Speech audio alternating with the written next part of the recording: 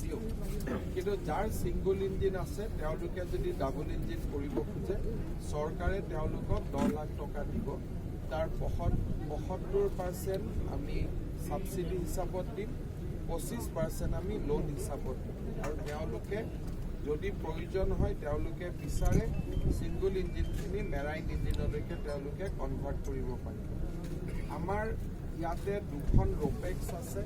সেই দুইখন ৰোপেক্সৰ কাম অনতিপলমে পৰিবহণ মই আৰম্ভ কৰিবৰ কাৰণে পৰিবহণ মন্ত্ৰীক কৈছোঁ আৰু পানী নোহোৱাৰ সময়তো যাতে ৰোপেক্স দুখন চলি থাকিব পাৰে তাৰ বাবে ড্ৰেজিং কৰি চেনেলাইজ এটা কৰিবৰ কাৰণে মই অনুৰোধ কৰিছোঁ কালি আমাৰ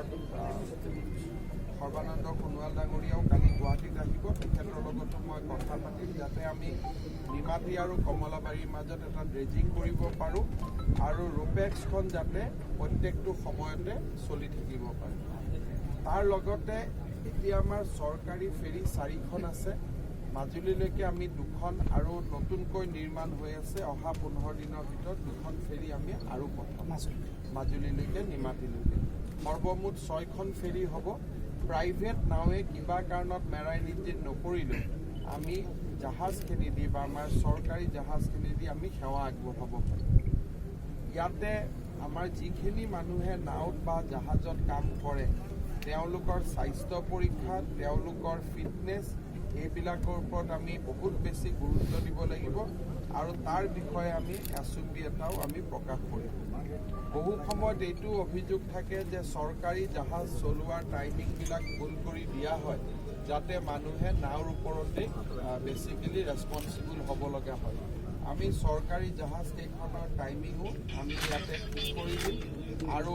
নিমাতীৰ ফালৰ পৰা এজন মেজিষ্ট্ৰেটে আৰু কমলাবাৰীৰ পৰা এজন মেজিষ্ট্ৰেটে এই জাহাজখিনি টাইমত গৈছেনে নাই তাৰ বিষয়ে খা খবৰ ৰাখিম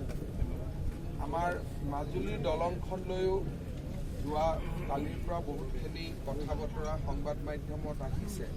মাজুলীৰ দলং নিৰ্মাণৰ কাম পূৰ্ণগতিত চলি আছে তাত প্ৰথম হ'ল এই গোটেই কণ্ট্ৰেক্টটো দিয়া হৈছিল ইপিচি কণ্ট্ৰেক্ট মানে কণ্ট্ৰেক্টৰজনে নিজে ড্ৰয়িংটো প্ৰিপেয়াৰ কৰিব তেওঁলোকে ড্ৰয়িংটো প্ৰিপেয়াৰ কৰি ভাৰত চৰকাৰক জমা দিছে আৰু ড্ৰয়িংটো এপ্ৰুভ হোৱাৰ পিছত নৱেম্বৰ মাহৰ পৰা পূৰ্ণগতিত দলঙৰ নিৰ্মাণৰ কাম আৰম্ভ হ'ব আৰু দলঙৰ নিৰ্মাণ শেষ কৰোঁতে 4 বছৰ লাগিব